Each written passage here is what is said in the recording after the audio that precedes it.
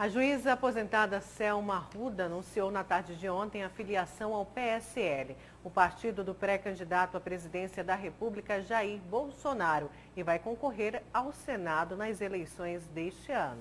E é para falar sobre esse e outros assuntos que está ao vivo aqui no Jornal do Meio-Dia a pré-candidata ao Senado pelo PSL, a juíza Selma Arruda. Boa tarde, doutora Selma. Boa tarde, é um prazer estar aqui de novo. Boa tarde. Doutora, pelos figurões que a senhora colocou na cadeia aqui em Mato Grosso nos últimos anos, a senhora chegou a ser comparada aí, em tom de brincadeira, como seria assim o Sérgio Moro de saias. E eu queria saber da senhora o seguinte: qual a opinião da senhora sobre esse fato que mobiliza todo o país hoje, envolvendo a prisão do ex-presidente Lula, que parece aí tentam transformar num grande ato político. E a condenação dele foi por corrupção e lavagem de dinheiro.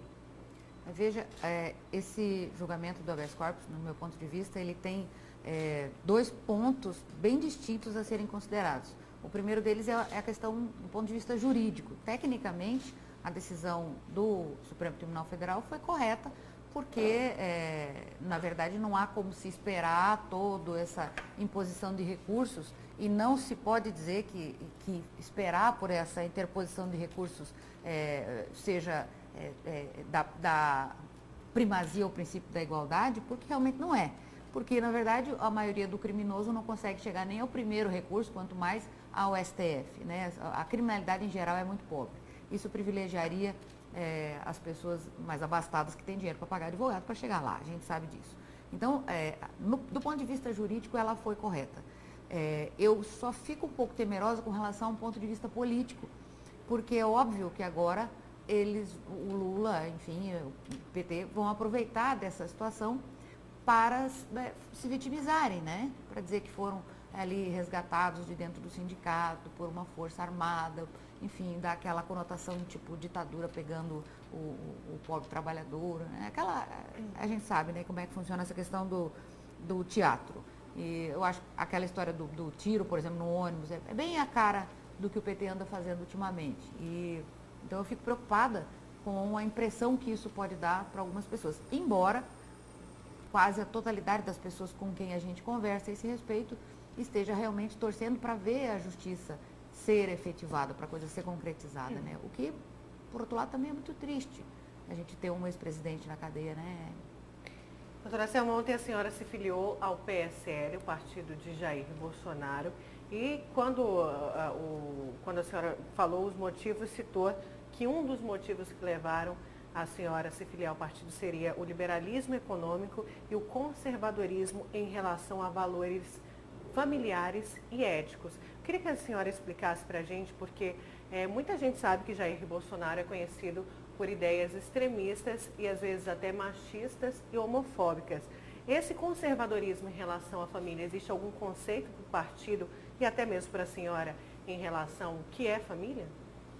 Olha, a minha opção pelo PSL foi exatamente por conta desses dois pontos, como você disse, mas sem extremismos, tá? O pré-candidato a presidente Jair Bolsonaro é realmente uma pessoa que tem ideias firmes, que tem pontos nos quais ele acredita e alguns não coadunam com o meu pensamento, o que não quer dizer que não seja possível conviver no mesmo partido. Eu acho que não tem problema nenhum. Por exemplo, ele é a favor da pena de morte, eu não sou, mas sou a favor da prisão perpétua.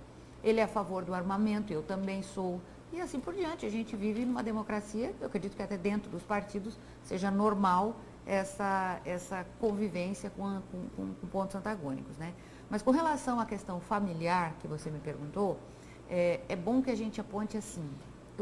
Eu fiquei, durante a minha vida inteira, 22 anos de magistratura, sempre muito preocupada quando eu via a mãe chegar para mim e falar: toma conta desse menino, doutora, que eu não dou conta dele, não. Ele não me obedece, ele não ouve o que eu falo, entendeu? Esse desmando, essa falta de integridade familiar a que eu me refiro, sabe? É isso que a gente tem que resgatar, é isso que a gente precisa resgatar. Porque é até chavão falar que a família é o núcleo da sociedade, etc. Mas a gente sabe que é isso, é uma coisa simples e que as pessoas não estão se dando conta disso. Eu já falei várias vezes, em inúmeras palestras, eu dou o exemplo de que hoje você quer que o seu filho fique quietinho, você não ensina para ele, olha, é bonito uma criança comportada, fica quietinho porque é bonitinho. Não, você dá o celular para ele, entendeu? Ou seja, você suborna seu filho. E isso, às vezes você faz sem perceber, mas você não está criando uma pessoa com valores, com padrões morais que vão ser seguidos amanhã ou depois.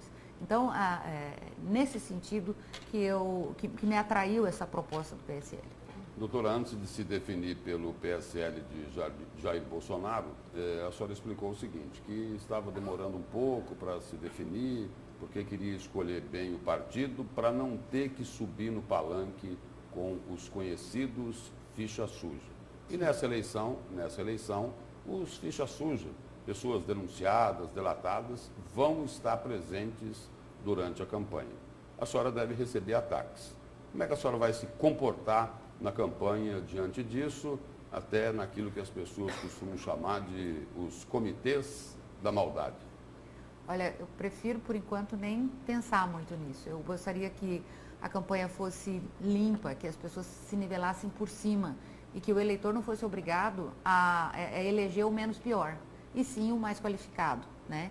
Então, de minha parte, eu espero agir dessa forma. Óbvio que se eu sofrer ataques, principalmente ataques injustos, vai haver a adoção de medidas judiciais correspondentes, mas eu espero, sinceramente, porque o eleitor já não aguenta mais. A prioridade diante disso é responder via judicial, não levar esse tipo de embate para a TV, para o rádio, para a campanha de uma forma em geral. Eu acho que ninguém aguenta mais baixaria. Eu, até a eleição passada, não suportava assistir determinados programas políticos porque não tinha nada de útil ali, não tinha nenhum conteúdo, era só a baixaria.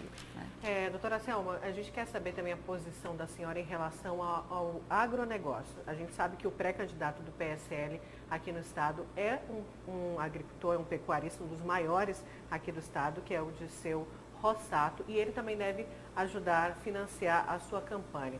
E o agronegócio foi bastante criticado, principalmente no momento que a gente vive uma crise extrema na saúde do estado, né? Por que não taxar o agronegócio? A própria Lei Candir também foi criticada. Qual que é a sua posição sobre isso?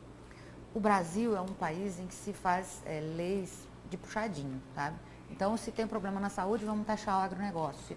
A gente sempre resolve de uma outra forma. A gente não consegue consertar aquele erro sem cometer outro. É um país de muita legislação, isso é até uma herança da cultura portuguesa. Em Portugal também é assim. Mas o que eu imagino é o seguinte, no nosso estado, o agronegócio é quem leva nas costas todo o desenvolvimento. Nós somos um estado agrícola. Se a gente começar a prejudicar este segmento, que é o segmento que nos dá o desenvolvimento, nós vamos quebrar igual os outros. Né? Tem estado por aí que está completamente quebrado porque não tem esse esteio. E Mato Grosso conseguiu passar pela crise de cabeça erguida exatamente porque o agronegócio levou. Elegendo-se para o Senado, o foco principal da senhora é o enfrentamento ao crime organizado e o combate à corrupção. É isso. É basicamente isso, mas para isso é evidente que se tem meios, né, de agir. Eu imagino, por exemplo, que a gente precisa pensar urgentemente numa reforma constitucional. Existem dispositivos na Constituição que já não são mais aplicáveis. Nós precisamos ter uma visão para uma legislação em geral. Você não consegue, por exemplo, pensar em combater a corrupção simplesmente aumentando a fiscalização ou aumentando as polícias ou dando aparato para as polícias. Você tem que pensar o porquê que ela acontece.